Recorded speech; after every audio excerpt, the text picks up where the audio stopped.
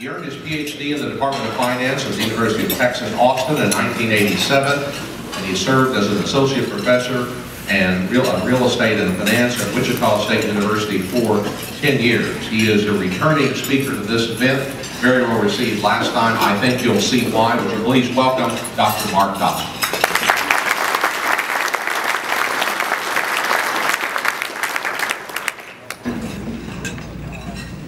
It's great to be here in Des Moines again. It's fun to be here with you last year. I don't talk to a whole lot of agricultural audiences over time. I've done about 1,200 of these, but just been talking with people in the agricultural business for the last year or so it's a pleasure for me to be back again with you.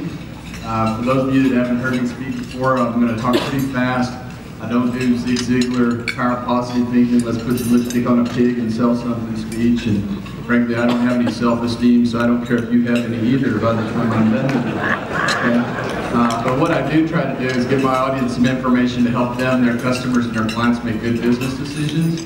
And so that's where I'm going to go today. You've got a good lineup of speakers coming ahead, and I'm going to talk fast so we can stay on schedule that way.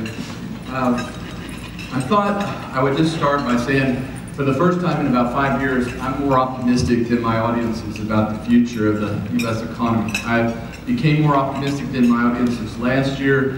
I think I'm still a little bit more optimistic than my audiences this year. I know there's a lot of bad feelings about the incompetence in Washington.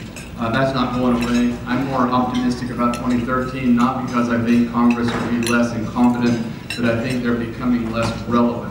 I've been running, I talk to about 100 groups like this a year, nothing but businessmen and women. I'm starting to hear a lot of people say, you know what, we're starting to decide this uncertainty is the new certainty and we're going to do business again. I'm optimistic for 2013 because of 5 years worth of pent-up demand. The cars here in Des Moines, just like in Austin, Texas, never been older. People have been putting off all kinds of business decisions, retirement decisions, second home decisions, hiring people. 5 years of pent-up demand. Americans have credit capacity again. I'm going to show you some slides about that in a minute. Buyer psychology about housing is changing. And that's a big one for 2013. People have been talking about how housing has been a headwind against economic growth for about 5 years now. That wind changed. I grew up in Wichita, Kansas. I know something about wind just like y'all do in Des Moines. All right. That wind changed from being a headwind against economic growth to a gentle tailwind in 2012, and that wind's going to get stronger as we go into 2013 and 2014. So those are the reasons I'm pretty bullish. And then last night I was saying, well, you know, I like logic puzzles, and so I thought I would give you one this morning just for fun when I got started. Oh, by the way, before I do the logic puzzle, I was also going to say, people, when I first started doing this 16 years ago, people would say, oh, you're an economist, huh? Okay. You're aware that economists were just put on earth to make the weatherman look good, right? And okay, that's good. And then I heard somebody say years ago that economist means there's a 50% chance you're right at any given time, and I'm with that too. But my young colleague in the climate this morning, he's talking about upping his bearings to 80% certainty, so now I'm all by myself. There's no way an economist is going to be close to 80% certainty going forward. Okay. Maybe you're familiar with these logic puzzles like this one. Yolk is to egg like a brain is to what? Skull? Exactly. Let's see if that works. Yeah, it does. Okay, well let me try this one off for you now that you kind of got the creative juices going. Castration is to bulls like sequestration is to Congress. Get some pretty good answers out here. Here's my answer. Incompetent Congress members that have to buy votes to get re-elected. Now, with that said, let me show some facts out here about why I'm confident. Consumer confidence is picking up. It's about 70% of our economy, maybe to 65 now. It's slower than it was in 07, no debate about that. But the fact is it's getting better than it was last year, and it was better than that the year before. We're buying stuff again. One thing I learned about 5 or 10 years ago, here's a bet you can make against America. Number one, don't short sell America for too long. It's a bad bet. And number two, I just learned in the last 5 or 6 years, Americans do not tolerate deferred gratification. You can bet on that one too. We're tired of saving money and postponing decisions. Some of you, I can imagine, if you got a middle school daughter, I can just see it now. It's like, Mom, we've been postponing decisions because of uncertainty in the business environment and tax issues and stuff. And my iPhone 3 is now like 3 steps out of date, and everybody in my class has an iPhone 5 but me. And my self-esteem is so tarnished, I'm thinking about getting pregnant and taking drugs. Okay, honey, here's 3 iPhone 5s, let's go. And if your car's 11 years old, the average age of a car is 11, that's a long time. Okay, so pin up demand. Same source sales are up. I'm going to hit a lot of this hard. Having a whole bunch of economists in one meeting, there's a hazard of being redundant. I hate being redundant, so I'm going to talk about a few things that haven't been hit so much, but I do want to just lay a theme out. Here's another issue. People have been paying down debt for the first time in my lifetime, and most of yours too. This is the growth in debt in America. It's actually been negative for about 3 or 4 years. That means people are winding down debt and paying it off. Well, we're just about done with that. It looks like by the end of this year, we'll actually start accumulating some debt again, which I know that sounds dumb, but that's what we do in America. We buy stuff and have economic growth. And when we have economic growth, that's when China has economic growth, because China is largely a subcontractor for America. So when we do well, so do they.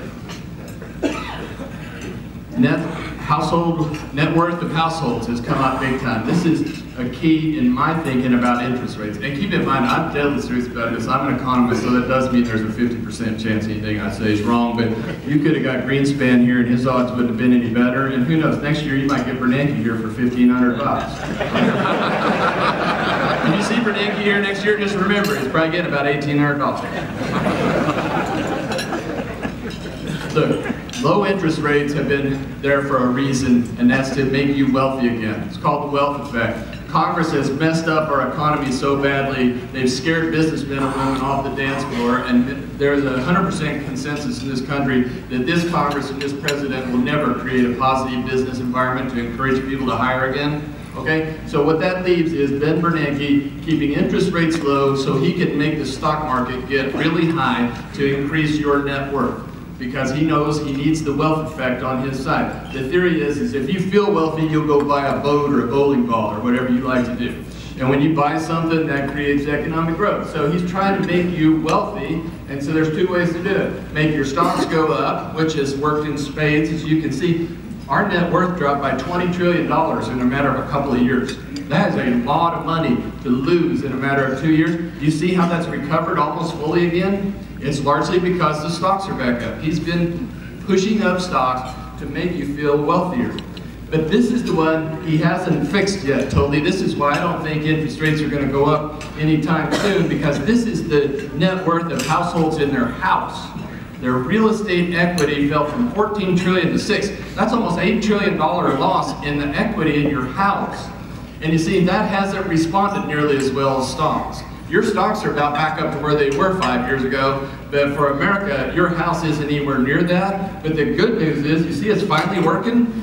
It's taken a while. The housing market is picking up, and the housing market is pretty strong. They can't get Robert Schiller to say on TV the housing market's turned the corner yet. But for many places in America, the housing market is turning the corner in spades. So my thinking is they're going to keep interest rates low until they can restore that equity. This is probably the biggest takeaway that I've got to offer you right now. They're going to keep interest rates low until they can restore most of that equity in homeowners' equity. Because think about this for a minute. Every time house prices go up 10%, a chunk of America that had an underwater mortgage is now, not underwater anymore. And then they can refinance their mortgage at a cheaper interest rate, and they will have more money to spend. And not only that, but as less homes become underwater, Fannie Mae and Freddie Mac are less of an embarrassment of insolvency. So it solves all kinds of problems for Bernanke. Keep rates low, create some real energy in the housing market, get those prices up, allow people to refinance, allow them to feel wealthier, and get Fannie Mae and Freddie Mac out of prison.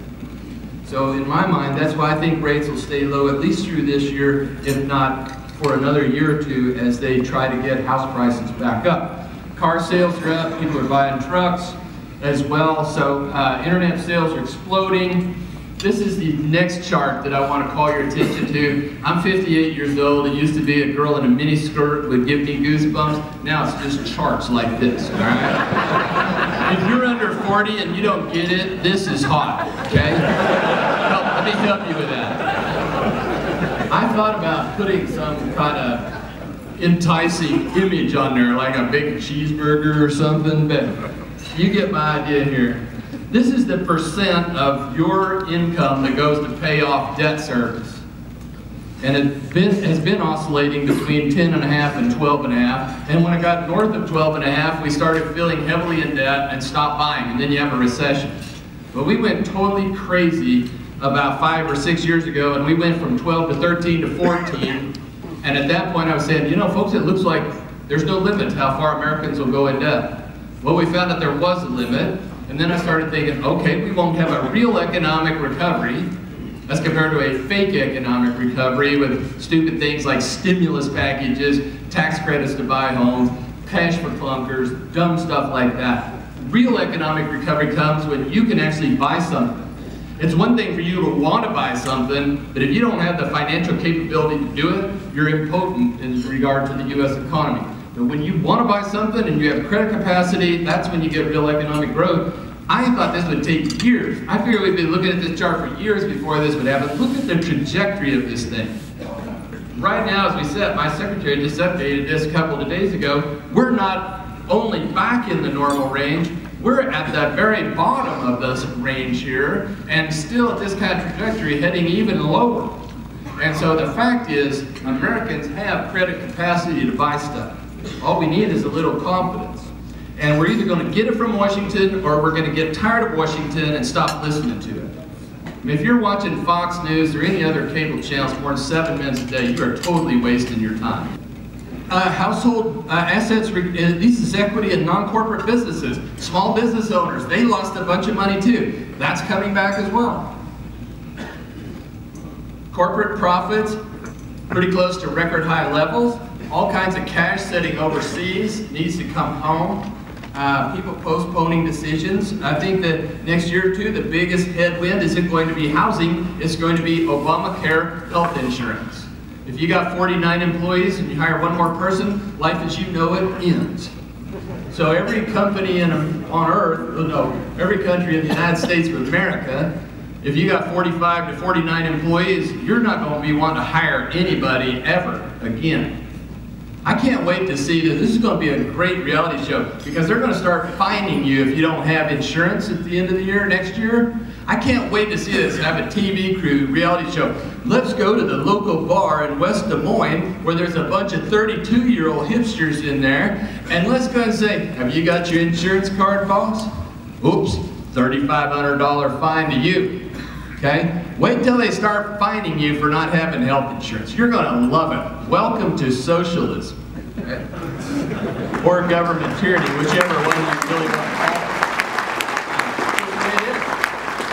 it. It's just the way it is. Maybe you don't like it, maybe you do. Good for you. It's a free country.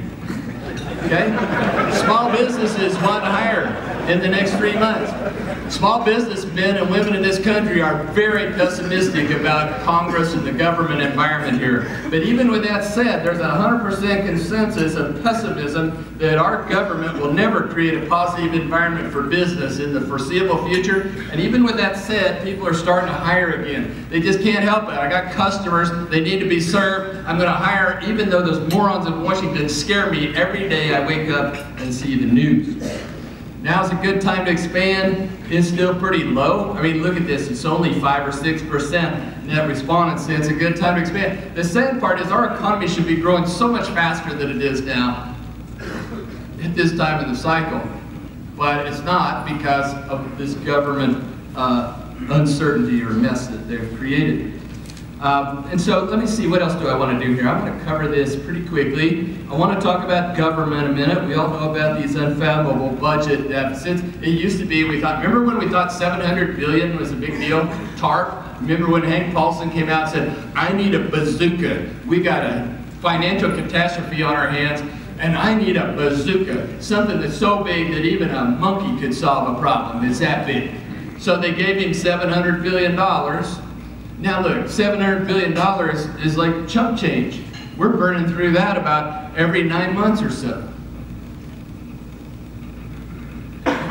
Federal government debt balloons, we know all about that. Foreign investors, now this chart's out of date. She just updated this again. It's up to $5.5 trillion. Yeah, we're dependent on foreigners for our lifestyle. There's no doubt about it, and we appreciate that. But the thing is, it's not all just philanthropy on their part. That's how they cheat on their currencies. That's how China keeps their currency so low.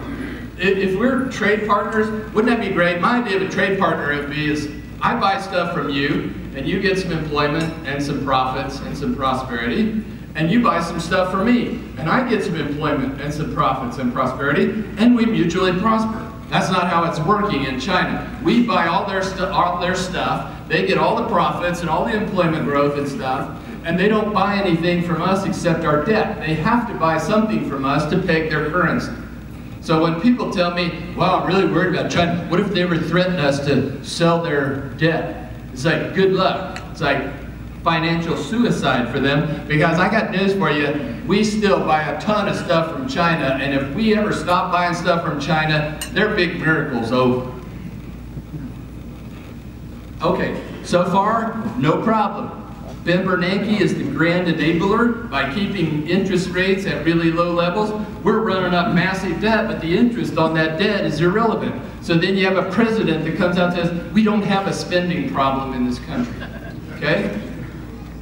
And so, you know, to me, I don't know about you, but the tax stuff that happened at the end of the year with the fiscal cliff and how he did that, I watched Fox News before I heard what had gone on, and I thought the world ended. They must have raised the top marginal rate to like 88% or something. Charles Crowd averaged on there, well, they collapsed, they caved in, they gave up the farm and all that. And then I find out that those tax credits, those Bush tax cuts that were put in place in the middle of a huge recession, the end of the dot-com bubble, and right after the 9/11 terrorist attacks, those low tax rates that were put in place as an emergency level are now codified into law. The dividend rates, the capital gains tax rates, the personal income tax rates, that certainty is all gone, at least for now. Unless they try to come back again, which I can't argue with you there. But it's unusual to revisit income tax rates. That usually doesn't happen but about once every 10 or 15 years. Federal government employment, state and local. This is the last shoe that has to drop. You see, businesses right-sized immediately. After everything blew up in 08, businesses right-sized immediately. Governments didn't. Remember the stimulus package, $1 trillion for shovel-ready projects, and we found out there were no shovels in America, so we just gave it to states and cities to keep firefighters and teachers on the job, okay? Well, all that did was cause state and local governments to delay right-sizing like business did. That's why they're still going down when business is going up again. If we hadn't thrown away $1 trillion in stimulus, those layoffs would have happened a year or two earlier, and guess what the headlines would be this year? Employment going up in the public sector as well.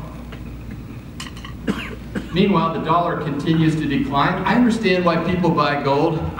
You know, 5 years ago, I was telling people that, you know, if you're even thinking about buying gold, I just recommend you take cocaine instead, because at least you'll feel good before it kills you. And a lot of people used to laugh at that, but I know half of you got a big position in gold. Your wife just went, see, Mortimer, I told you we shouldn't have bought that much gold. But there are other ways to protect your assets from gold. Gold is a speculative commodity. If you don't know what I'm talking about, go back and look at the price chart on gold from about 1979 to 1985 and see how things work when a real adult walks into the room. There are no adults in Washington, D.C. now. A bunch of gutless politicians that are afraid to tell the American people the truth, that those promises I gave you, I can't pay for. Sorry. So they just keep printing money and giving it away. Sooner or later, another adult will walk in a room, just like Paul Volcker did in about 1981, and say, okay kids, I don't know who the problem is here, I'm going to spank every one of them. All right? Interest rates went to 18%, and we didn't have inflation for like 20 or 30 years, and the price of gold went from $850 to $360 and stayed there for about 20 years. That's why I'm not interested in gold. There's other ways to protect yourself. I understand the motivation of why a person might buy gold and the ammunition that goes along with it. But you can do other things. You can buy inflation-protected U.S. Treasuries, but that's in a bubble now. You can buy farmland. These were all things I was telling people, don't buy gold, buy this stuff. But now everything's in a bubble.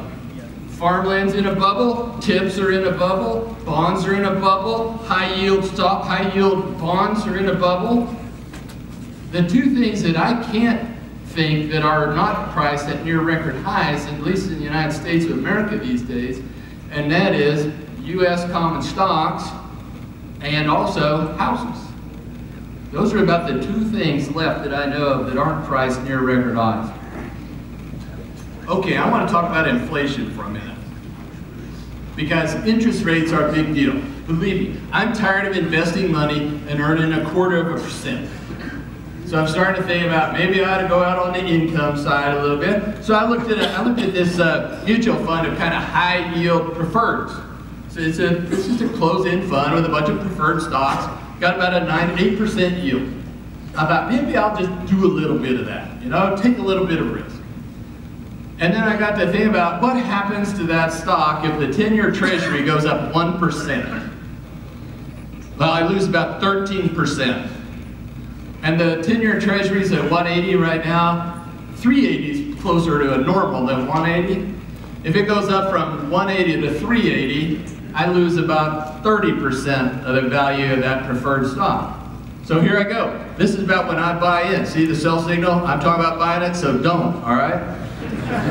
So I jump in, buy something that looks decent, earn about 8%, and then take a 25% capital loss 2 years from now when interest rates go up. I think interest rates are going to start going up again because I think the housing market is healing, and when the housing market heals and the embarrassing losses, the massive mind-numbing losses buried in Fannie Mae and Freddie Mac, when those are finally worked our way through, that's when we get a resumption of normality.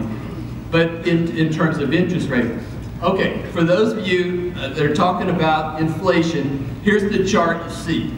This is the monetary base, and as you can see, it's up a couple of $1 trillion, all right? So you go, wow, the monetary base is up a couple $1 trillion. We're going to have runaway inflation like tomorrow. So I need to buy more gold. Well, here's the thing. It takes two things to tango. If you think about inflation as a car, it takes two things to get a car going fast. Number one, you got to have a tank full of gas, and number two, you have to have a battery for the internal combustion. Get it going. Well, with inflation, it's just like that car. You need a gas tank and you need a battery. This is the gas tank. Ben Bernanke, no doubt, has filled up the tank with $2 trillion worth of gas in it. And you can say, hey, just a matter of time. That thing's going to really go, ain't it? All right? This is the battery. This is what you don't hear of in the buy gold commercials. You see the other chart of the expanded base, but what you don't see is the battery's missing. It's velocity of money. Velocity is a real simple concept. It's suppose I live in West Des Moines and I make pottery and I sell a pot to somebody in Korea for $100. I get that income coming into West Des Moines, $100. First thing I do is pay my potter supplier. I pay my rent. I go get my hair cut. I pay my employees, and they go out and get haircuts and go to movies. And so that $100 of income that comes into West Des Moines starts flowing through the entire economy and keeps people employed. And the faster that moves, the more employment that's supported by my $100. High velocity means a lot of business activity. Low velocity, how does that work? Well, what happens if I sell my pot, get my $100, and I go, I'm going to buy me a little tiny silver coin and bury that in a can in my backyard. Or I'm going to put that into my bank, and my bank is going to buy a treasury security with it. Zero velocity. So you see, if he could print $2 quadrillion. And if there's no velocity, there's not going to be any inflation. And as long as people are afraid of Congress and totally convinced that Congress will never create a positive business environment, then they're going to sit on their money. So this is why, as we see now, the CPI is pretty much flat. And so with that in mind, I want to talk about interest rates a little bit, because believe me, I am keenly aware of how much if you invest in things at the wrong time and interest rates go up, you're going to lose a lot of money. And that's no fun. This is your ultimate. Stay in CDs at a bank for 5 years, earning 0.25%, and then invest in something the year before interest rates go up and then lose 23% on the way up. But my take on interest rates is this. This is the 10-year Treasury rate over time. And what I want to show you is that, number one, I don't think interest rates can go up very high in this country anymore, because our U.S. economy isn't as robust as it was 30 years ago. And it doesn't take, my theme is, it doesn't take much in the way of higher interest rates to, quote, take away the punch bowl from the economy. And this is the growth rate in employment over the last 30 or 40 years, and you see it's lower highs and lower lows. It just means our cycles, we still have cycles, but with lower highs and lower lows.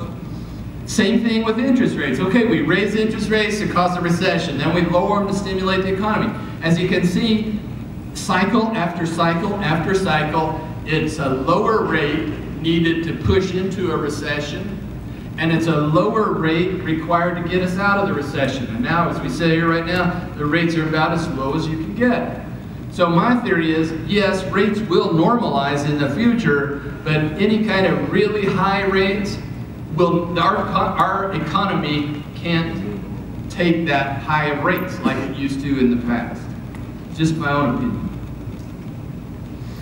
Some other good news, the percent of people that say they're going to buy homes is changing remarkably. I talk usually to commercial real estate investors and developers and brokers. And I'm telling them it's time to rethink housing, because housing has been in the doghouse for 5 years, but the winds are changing dramatically there, and they're going to change even further. Here's the thing about housing. You've got a change in investor and demand. Buyer psychology, from I hate houses, I'll never buy one, to maybe I will. And prices are starting to pick up. And for those of you that know about positive yield, positive leverage, what that means is you could go buy a home in Phoenix a year ago, get a 90% loan with a 3.5% mortgage, and have the house go up 30% in value. You know what your return on equity is when that happens? It's really good. Okay? Big. As more and more people, so here, think about this. Here's the 30-year-old that people, I love doing these things too, because I hear all these headliner people come up and talk about stuff like, well, the next generation is never going to buy houses. They're going to live in urban areas downtown, and they're going to ride bicycles to work. It's just, they're never going to buy a house. Well, I'm thinking about this. Can you visualize this in Phoenix? One dude in the programming department bought a house last year, and it's up 30%, and his other friends bought Facebook at the IPO at 38, and Zynga and Groupon. It's like, how's your Facebook and Zynga working out for you? I'm up 30. As more and more people see the advantages of positive leverage, that's gonna, and the other thing is the supply side's constrained. In the farm business, you know supply and demand better than almost anybody I'm ever around. And here's the thing, as demand picks up, the supply side is constrained, because guess what? The banks don't like making loans to land developers and home builders. So the demand picks up, the supply can't respond, the inventory levels are low all across America, and that's the recipe for increasing prices of houses, which is exactly what Bernanke needs to have happen, because then those underwater mortgages go away, and Fannie Mae and Freddie Mac are fixed, and we're done with the blowout of 2008. So we'll see what happens. Home builders' sentiment is up, obviously, and you can see the turnaround in these houses too. It's just the same story over and over. Okay, so in conclusion, an old economist told me about 10 years ago, every economist should use the words "in conclusion" in their presentation to give their audience hope. I'm on 2 to go. This is the big thing in my mind for 2013. The old story of congressional incompetence and the uncertainty associated with that, we've been with that for 3 or 4 years now. That is old news, and we're getting tired of it and used to it. The new news this year is the abrupt about-face that's happening in terms of demand for housing. Fears of losing your job are diminishing, 5 years of pent-up demand, fear of declining home prices is largely over across America. Like Laura mentioned about headlines of 30% in Phoenix. I heard someplace else a big number just not too long ago too. These unbelievable mortgage rates create positive leverage that's going to bring back the investment motive to buying homes, and the new home construction is constrained by bank regulators, namely the Office of the Comptroller of the Currency, and so are new laws. So I think that if there's going to be a surprise in 2013 and 2014 is that house prices are going to go up faster than a lot of people thought they might. And my last slide here, I think mortgage rates and interest rates are going to stay low at least throughout this year. Depends on how fast the housing market recovers. Another thing that's going to help the housing market is that the Politburo, what do you call that thing, under Dodd-Frank, the Consumer Protection Finance Board, or whatever that thing, I just call it the Politburo. It's another kind of socialist kind of regulatory nightmare. If you're a banker, you know what I'm talking about. Safe harbor rules for new mortgages will finally be enacted. There's a lot of people that like to buy a home that can't right now because the underwriters are afraid of it. How would you like to make me a loan and then 2 years later I get a divorce and my wife and I can't make our payment and you get fined $30,000 for underwriting the loan? So you're not going to do it. Job growth is going to continually nationally at a slow pace.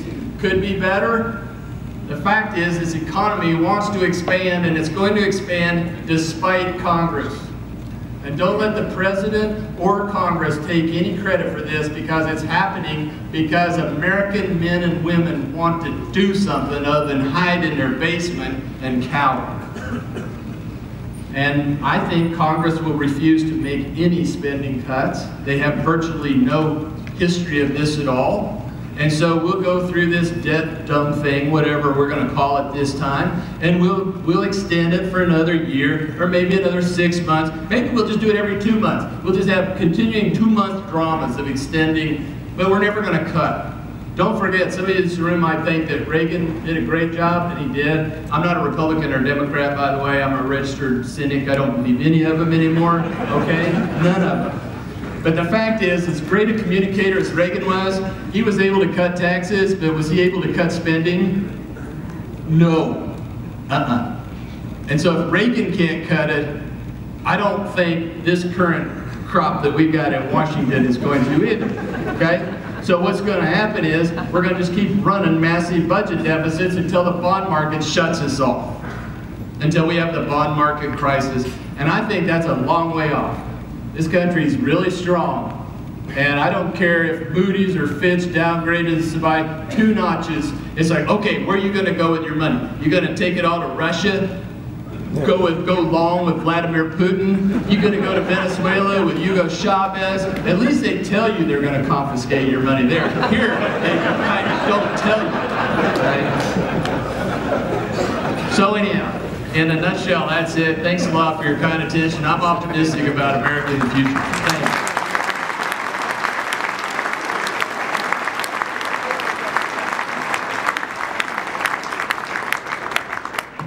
Well, Mark, you're as plain spoken as any man I've ever heard who actually knew what he was talking about. We'll take a few questions from the audience here in just a second. I want to ask the first one. Last time you talked to us, foreclosures was in there. And I wonder, real estate foreclosures, what's got to happen there before this housing market gets back on track? Okay, well last year we were all worried about shadow inventory, this massive amount of homes that were past due on their mortgages. They're still buried in the banks, and they got to come out. And when they finally do, it's going to swamp supply and all these big drops in prices. Well, that's working its way through the system. There's still room to go, and there's places like Florida where they haven't done it. Here's something that you're going to learn, and that people have already learned, is that like in Texas, it takes you about 4 days to miss a payment until you're on the curb in foreclosure. And in New York, it's 799 days, okay? Nobody's going to want to make a mortgage loan in New York City because you're never going to get your money back. All right, these states that have those judicial foreclosures where it takes multiple years to clear the inventory, they're going to be suffering because they're unwilling to face the music and say, if something smacks you right in the nose and it hurts and you're bleeding a little bit, it's okay to say, I just got smacked in the nose and it hurts. I'm going to go put some ice on it and recover. But a lot of these politicians at the state level as well don't have the guts to do that either. So they're postponing things too. I didn't get hit in the face. I never got hit in the face. And we got all this inventory and our housing market's still declining in those kind of cities. You have a few states that have that problem and the rest of the country is dealing with it. One more question. We don't have a PA that we can work out in the audience, but I think we're done. Oh, here's one in the back. Go ahead, buddy. You're it.